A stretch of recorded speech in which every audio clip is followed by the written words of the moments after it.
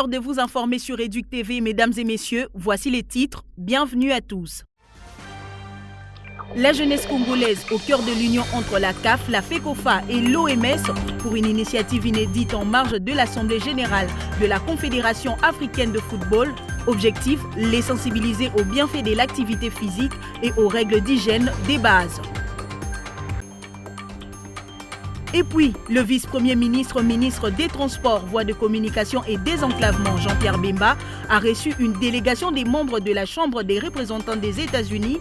Au cœur de leur échange, le projet stratégique du corridor de Lobito visant à désenclaver la RDC, dynamiser le commerce régional et international et attirer davantage d'investisseurs étrangers. Après les titres, place au développement.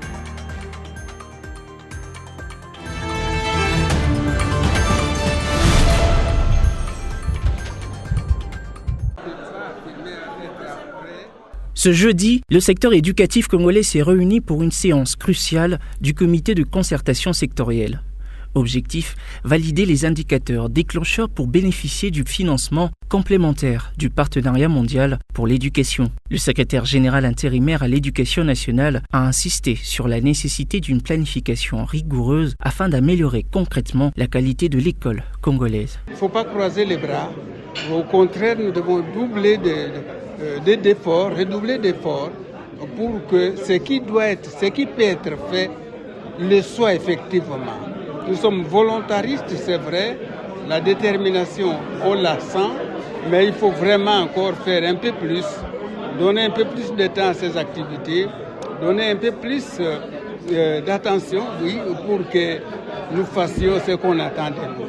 Parce que ça concerne le système éducatif, c'est notre système éducatif qui doit retrouver la qualité, qui doit retrouver la résilience, qui doit retrouver la pertinence. Même son de cloche du coordonnateur du SPES qui a rappelé que cette démarche vise avant tout à renforcer la gouvernance du système éducatif. Aujourd'hui, on s'est réunis pour que nous puissions faire valider par le comité de consultation sectorielle la requête, la demande de révision de tous ces indicateurs en termes de temps, mais aussi en termes de sources de vérification, en termes de moyens de vérification.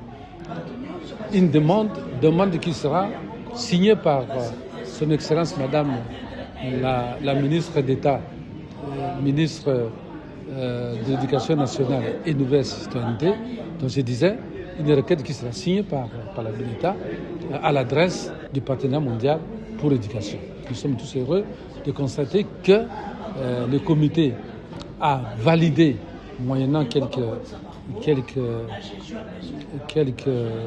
modifications, a validé donc cette demande de révision.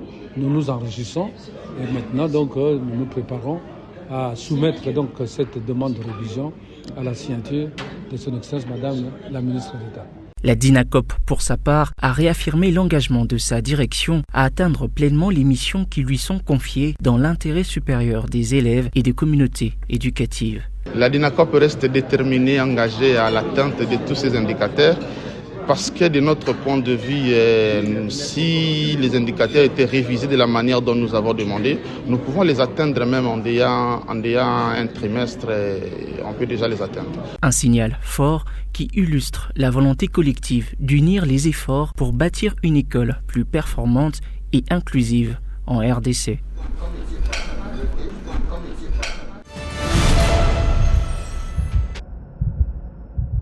Le sport est souvent considéré comme une source de plaisir et de compétition. Mais aujourd'hui à Kinshasa, il devient un ambassadeur de la santé. La Confédération africaine de football et la Fédération congolaise de football association s'unissent à l'Organisation mondiale de la santé pour une initiative inédite. Objectif, sensibiliser les jeunes Congolais aux bienfaits du sport et aux règles d'hygiène de base. L'Institut Samba, l'Institut Bobokoli et les écoles EDAP. Au cœur de cette action, le message est clair. La santé et le sport sont indissociables. Pour l'OMS, c'est une occasion de toucher un public plus large et d'ancrer les bonnes habitudes dès le plus jeune âge. Le docteur Mouktar de l'OMS a souligné l'importance de ces partenariats. On a expliqué à l'ensemble des différents établissements scolaires, les enfants, sur l'importance de la vaccination, le calendrier vaccinal, également des mesures d'hygiène pratique. On a expliqué longuement sur l'importance du lavage des mains, se laver les mains régulièrement à l'eau propre et au savon, tant dans les établissements scolaires, les installations sanitaires, dans les cours de l'école et dans la pratique quotidienne qui peuvent aider à prévenir beaucoup de maladies. En marge de sa 47e Assemblée générale ordinaire qui se tiendra à Kinshasa le 6 octobre prochain, la CAF utilise la puissance du football pour marquer les esprits et inspirer les jeunes. C'est une nouvelle approche qui fait écho à sa volonté d'avoir un impact positif sur la société. Pour concrétiser cette vision, des kits de désinfectants ont été distribués pour renforcer l'hygiène et des fournitures scolaires ainsi que des équipements de football ont été remis aux élèves. Cette activité était inspirée par notre programme, les footballs scolaires. Donc la CAF a une activité, un programme qui s'appelle les footballs scolaires de la CAF. Et on joue ça, ce programme se fait pendant toute l'année. Nous, on pense que les footballs et l'éducation et la santé, c'est une tandem. Ça, c'est ensemble, c'est un package. Donc on ne peut pas parler de la santé sans parler du sport. On ne peut pas parler du sport sans parler de la santé. Donc c'est un lien. À travers la visite de ces 3 écoles, ces partenariats prend tout son sens. Ils montrent comment le monde du sport peut être un allié précieux pour la santé publique. Un message puissant et un engagement fort pour bâtir une vie meilleure pour la jeunesse de la RDC.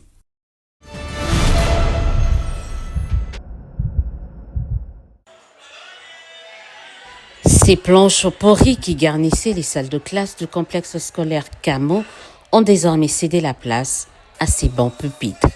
Vous l'avez compris, le service national et son commandant étaient ce mercredi 24 septembre à Matete. Entre leurs mains, 250 bancs d'école. Une dotation au nom du chef de l'État aux 2 instituts techniques industriels et commerciaux de cet établissement scolaire presbytérien. Doter toutes les écoles publiques en bancs pupitres, telle est l'une des missions assignées au service national par le président de la République. Pour la réussir, ce service s'équipe.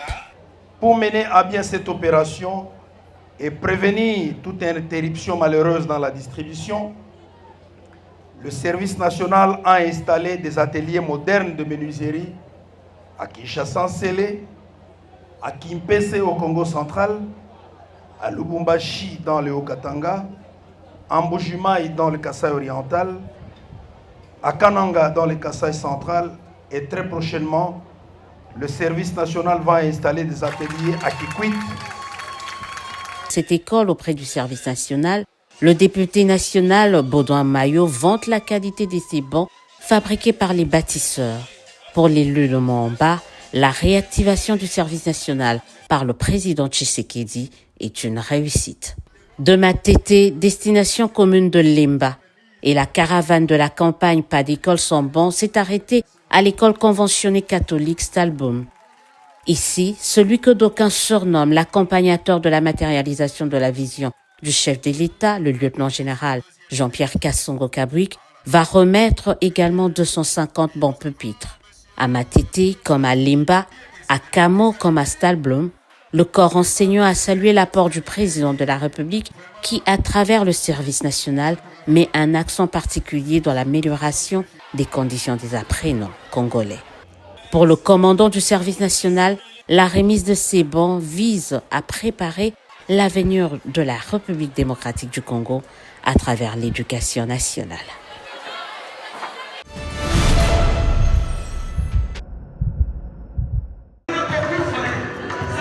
Le centre sportif de la police nationale congolaise a servi de cadre à la cérémonie de remise des brevets en faveur des dépendants des policiers ce jeudi 25 septembre 2025. C'est le directeur de cabinet du ministre d'État, ministre de la formation professionnelle, le révérend Odon Saïdi, qui a présidé la cérémonie en présence de plusieurs autorités policières et des représentants des centres. Au total, 201 apprenants ont été formés, dont 136 en informatique, 44 en menuiserie et 20 en maçonnerie. Thérésia Alongaboni, présidente de l'Association des épouses des policiers pour le développement AEPD, a encouragé les apprenants à capitaliser les acquis de la formation. Rappelez-vous qu'un enfant de policier, c'est la discipline, le travail et la probité.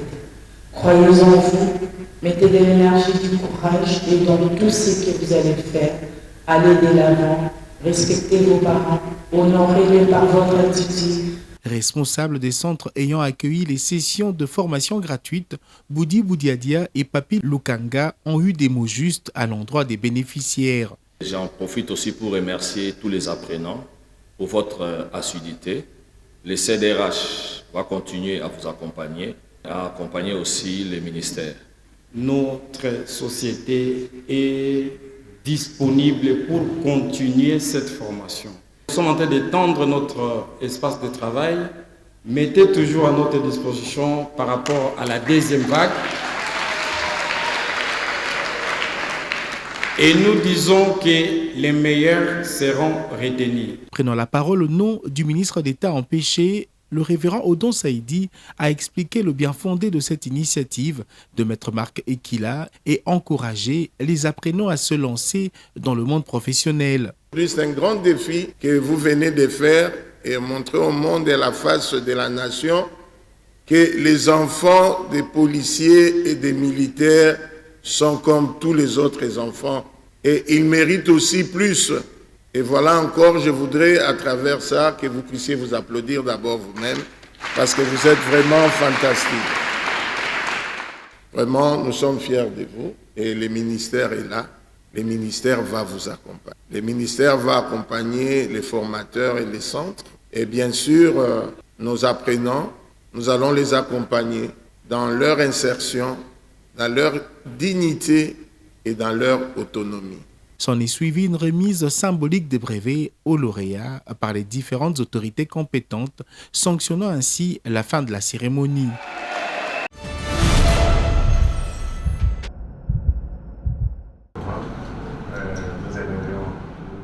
À Kinshasa, s'est tenue la première réunion de task force scientifique sur les tourbières du bassin du Congo. Une rencontre placée sous l'égide du ministère de l'Environnement et coordonnée par le Programme des Nations Unies pour l'environnement avec l'appui du gouvernement allemand à travers l'Initiative internationale pour le climat. Objectif : sécuriser ces réserves stratégiques de biodiversité, de carbone et d'eau grâce à une gouvernance éclairée et des décisions fondées sur la science. Pour le chef d'équipe du Programme des Nations Unies pour l'environnement, cette task force constitue un pas décisif. Quand on se projette sur l'économie verte, comme la RDC se positionne comme un pays solution, cette tourbière constitue un potentiel écotouristique énorme qu'il va falloir comprendre et valoriser. Mais la science des tourbières reste une science en cours de développement, en cours de compréhension.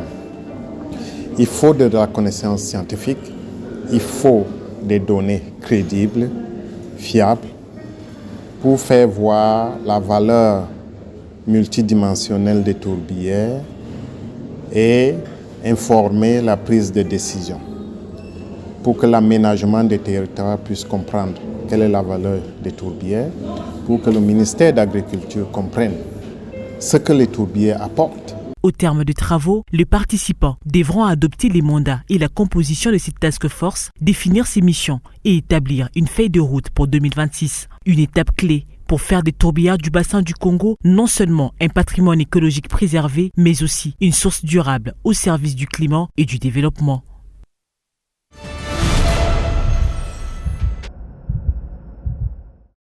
Une délégation de membres de la Chambre des représentants des États-Unis a été reçue ce jeudi 25 septembre par le vice-premier ministre, ministre des Transports, Voies de communication et désenclavement Jean-Pierre Bemba.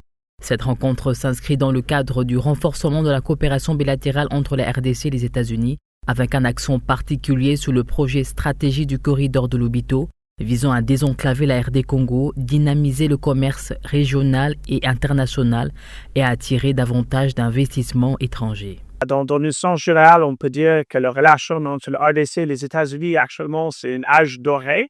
On a vraiment les bonnes opportunités pour améliorer et s'approcher beaucoup plus. Et surtout, bien sûr, le projet principal dans lequel on parle, c'est le Lobito Corridor. Donc, on espère qu'on peut avoir une progrès assez rapide sur ce projet et c'est à nous de travailler avec notre partenaire et aussi avec vous pour trouver les manières pour avancer. Les échanges ont porté principalement sur la coopération entre la RD Congo et les États-Unis dans le cadre de la mise en œuvre du projet du corridor de Lobito, un axe stratégique pour le développement économique et l'intégration régionale, a déclaré Ryan Engen, conseiller économique à l'ambassade des États-Unis d'Amérique en RDC. Bien sûr, on a beaucoup des entreprises du même qui peuvent faciliter avec le processus, mais maintenant, principalement, on essaie de rassembler tous les éléments, pas juste américains, mais tous les pays européens et tout ça, pour être tous ensemble pour aller vers l'avenir ensemble. Alors, on peut utiliser le fait qu'on a les relations maintenant qui sont très bonnes avec le RDC pour changer un petit peu les dynamiques pour créer un nouveau avenir qui sont avec nous. Et bien sûr, on pense que les partenariats avec nous, ça donne les bienfaits au peuple, pas juste extraire les choses et après s'en sortir. Ce projet n'est pas seulement une voie logistique, mais un moteur de transformation économique et sociale pour les milliers de nos concitoyens.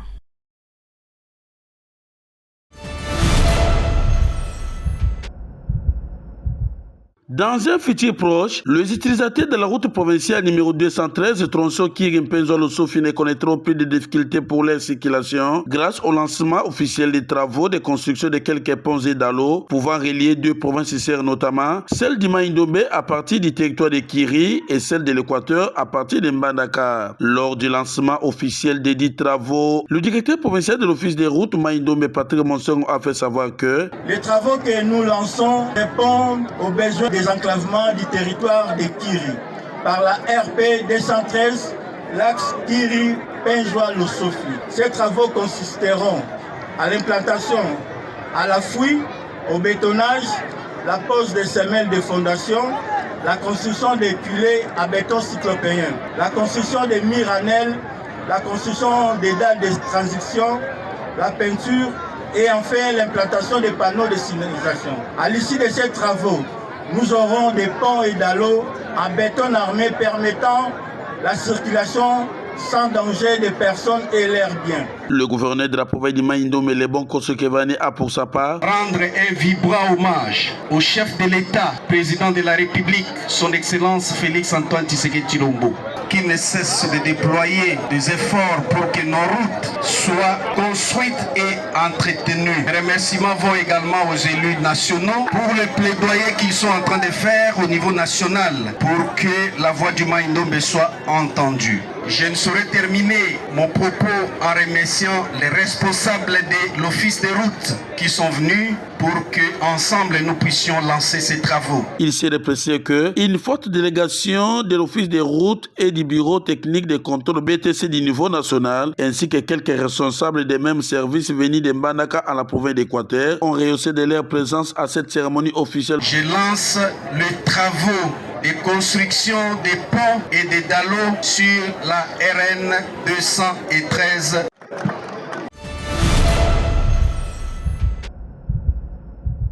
L'interdiction d'utiliser son téléphone portable sur les zones de ravitaillement repose sur un principe de précaution. Les appareils électroniques, même les plus courants, peuvent générer des étincelles. Une batterie défectueuse, un court-circuit ou une surchauffe suffisent à créer une source d'inflammation. Or, les vapeurs d'essence, invisibles mais hautement inflammables, peuvent s'enflammer au moindre choc électrique. Même si les cas d'accidents avérés sont rares, les autorités préfèrent prévenir que guérir. Les stations-service sont classées comme zone ATEX, c'est-à-dire des environnements où des atmosphères explosives peuvent se former. Dans ces lieux, seuls les équipements certifiés antidéflagrants sont autorisés. Le téléphone portable, non conçu pour ces conditions extrêmes, devient alors un intrus potentiellement dangereux. En plus du risque d'explosion, l'usage du téléphone peut détourner l'attention du conducteur, augmentant les risques d'erreur lors du ravitaillement, comme un débordement ou une mauvaise manipulation du pistolet. Pour limiter les risques, les recommandations sont claires.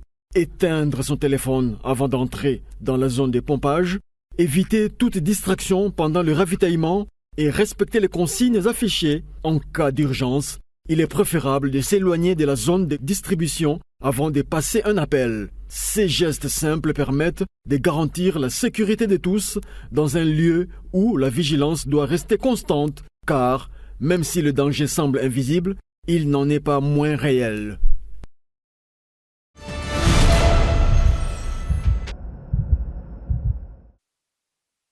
C'est dans une ambiance bon enfant que s'est déroulée la conférence de presse annonciatrice de la 4e édition du Festival Piano de Kinshasa. Ce moment d'échange avec la presse était l'occasion de donner l'historique de ce festival fondé en 2021 par le studio 1960 SBL. Il s'est rapidement imposé comme un espace inédit dédié au piano dans toutes ses formes sur le continent africain. Longtemps été un festival annuel, cette année, c'est la transition vers une biennale de musique contemporaine, un changement de format. Pas que, c'est une transformation conceptuelle, carrément, car il s'agit de penser la musique autrement. Cette biennale donnera un peu plus de temps pour mieux faire, à en croire David Chongo, fondateur et directeur artistique du Festival Piano. On a besoin, on a envie d'avoir plus de temps pour préparer mieux les choses, pour avoir plus de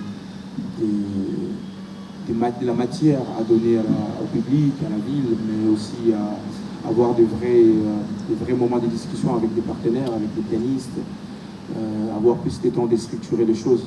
Kinshasa, ville d'ambiance et de chaleur, est-elle prête à accepter un instrument de musique douce comme le piano? Les Kinois ne viendront pas au piano, c'est le piano qui viendra à eux. Je pense que notre public maintenant, qu'on voudrait cibler, qu'on cible, c'est aussi des publics un peu plus jeunes, donc apporter aussi de l'intérêt aux jeunes vers le piano. C'est la raison pour laquelle aussi on a rajeuni beaucoup la façon où on va présenter le piano. Et ça, c'est vraiment, je pense, le pas successif en fait, pour vraiment attirer encore plus de public et à porter les jeunes encore plus dans l'intérêt du piano. Cette 4e édition, placée sous le thème artistique Self-Energy, reflètera la volonté d'intensifier les conditions d'émergence artistique, tout en inscrivant les gestes créatifs dans les tensions et potentialités de l'espace urbain congolais. Rappelons que le Festival Piano de Kinshasa se tiendra du 27 septembre au 9 octobre 2025 dans plusieurs coins de la capitale, essentiellement sous forme de concerts, marqués par la présence de pianistes de renom venus de partout.